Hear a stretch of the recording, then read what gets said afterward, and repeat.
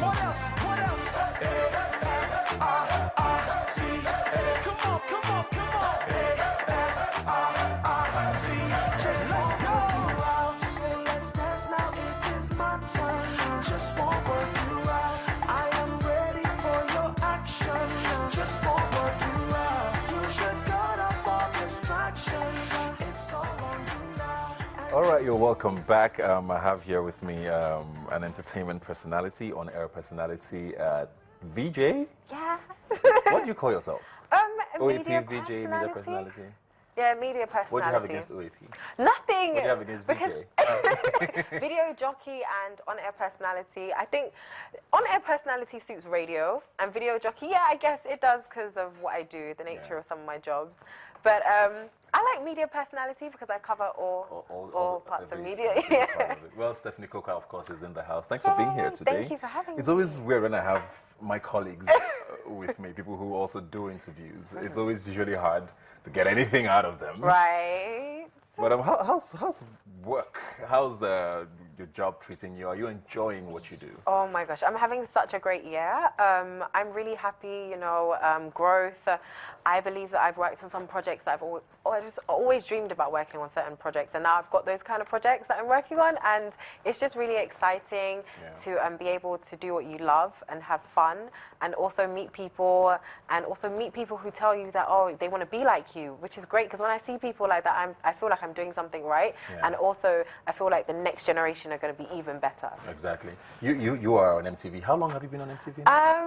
MTV 3.5 years. But you have an MTV history from the UK, do you? Well, I actually won a competition one time with MTV UK, which is very random. I just got everybody to vote for me. I did a video, and it was in conjunction with a cosmetics brand out there, and that was it really. But it had no link. It had no link. No link. I thought, oh, maybe I could.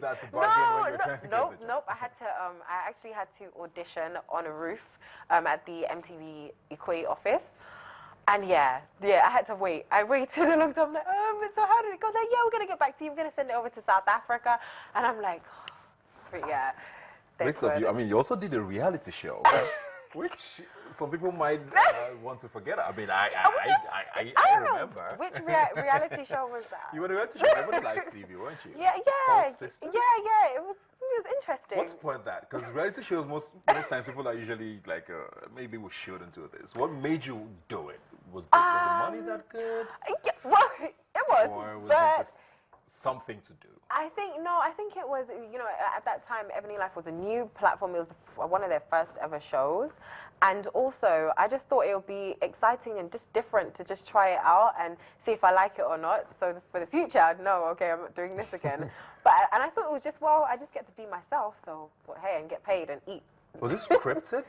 No. Because we do hear sometimes that these shows are scripted. Were you told what to do, what to say? No, we weren't, which was weird because I wasn't told what to do, but I feel like the other ladies, I don't know what was going on with them at some point. So I would walk into a room and then I'd be like, oh, hey guys, and I'm like, wait, did we fight? And I don't remember this fight happening, or you guys are just, sometimes it was very bizarre. When you look back now, is this something, are there any regrets? Like, maybe I shouldn't, is this something you don't want to put on your CV? Or is this something you are proud of? Really though? No, is this something you enjoy?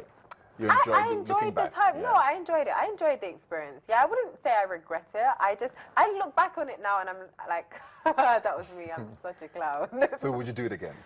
Maybe not in that format. I think probably with people that I really know and like and things like that. Like, so it's just TV for you now? Yeah. You do some acting? Yeah, bit. Yeah, I'm working on the craft. I actually did study acting when I was younger. I went to theatre school. I studied drum and theatre studies at A-levels, and actually that was the only thing I got an A in. Everything else was like BC. But yeah, I actually got an A in that. So yeah, I definitely do want to continue acting, but I believe it's something that you have to really train yourself. You have to go in and take the time to study the craft well. With presenting, I feel like it's innate. Like, you either have it or you don't. And with acting, you really do need to study. And I wouldn't like to just be thrown the script and say, oh yeah, you're a presenter, just act. It doesn't work like that. Well, like you said, I mean, the industry here has continue to grow. Opportunities are opening up more. You know, TV presenting 5 years ago isn't what it is today. Right. There's a lot more opportunities, of course. Are you happy where your career is? Are there things you still wish you were doing or have done? I'm actually very happy at this point. I mean, I believe, you know, there's a time for everything. So, you know, sometimes you may look and you think, oh, but why am I not getting this or why am I not doing that? But your time will come. If you really deserve it and you have the talent, then I believe it will come. Like, what's the best part of your job? Traveling. Yeah, traveling. I like to travel because I just love meeting people. And people are you just find people from different walks of life on the plane and just in transit. It's amazing. Then you never see them again and you've just left with the memory, which I like. Rather than somebody asking for your number, then you now go on dates. Like, let's just leave it as a nice memory. Besides, of course, working on MTV, you've done a couple of other shows. Let's talk about I Love Nigeria, which I am sort of a part of. It's sort of a part of, like, the winning team the winning captain. But it's not about me now. I mean, you were host of that show. Most people were surprised that you were going to host the show because it's like, oh, I love Nigeria. She has this accent. Is she going to be Nigerian enough? How much pressure were you under? See, I've never been under so much pressure before because I felt like I had to prove something to people, especially because of the accent. And it's just so funny to me because I'm like, it's not about having an accent. That when I moved here, I was blown away at the reactions I got when I used to open my mouth. People would suddenly they change their face, their body language, everything would change. They'd be like, oh, this one, she probably just thinks because she has accent she'll get a job. Like my first ever job, I actually auditioned for it, and the person didn't actually give in my CD. And then it's only later when I actually got the job, it was actually a radio station, and the person now told me, oh, I didn't actually put your audition through because I just thought, oh, you're just one pretty cool girl that would just be blowing for it anyhow, and you'll just take over work here. And I said, that's really sad because, you know, where I live, where I was raised, everybody sounds the same, so I'm not special there, and I wouldn't like to be seen as some token child here because that's the reason why I actually really didn't pursue a career in the UK because I didn't want to be that token girl. I didn't want to be that only black girl in the UK that's a, you know, presenter. I don't want to be like that. I want to be able to make an impact, and I feel like being in Nigeria has allowed me to do that. I meet so many young girls that say, you know, they don't want to do runs, they don't want to do all these things, they look up to me, and things like that. So yeah, the pressure was intense because I was hearing that other presenters were like, oh, why is it because she has an accent, how can she love Nigeria? And it's like, really though? I have an accent. And I remember growing up and I used to listen to Wasiu, Salawa Beni. I used to listen to everybody walking down the street with my Walkman to the high street. I introduced my friends to the Banj's music. Like I don't need to prove that I'm patriotic or I love my country. Did the pressure get to you? It got to me because I just felt like, you know, people were just waiting for me to say something wrong, like say Agbalumo, and I'm now Agbalumo. They look at me, Agbalumo. Is it Agbalumo? It's Agbalumo. Agbalumo. That is it. So yeah, it was good though. It was good. Just so we're clear there now, you did live in the UK. For how long? Okay, so I was born in Lagos, Nigeria, and my mum moved to the UK when I was 1 year old.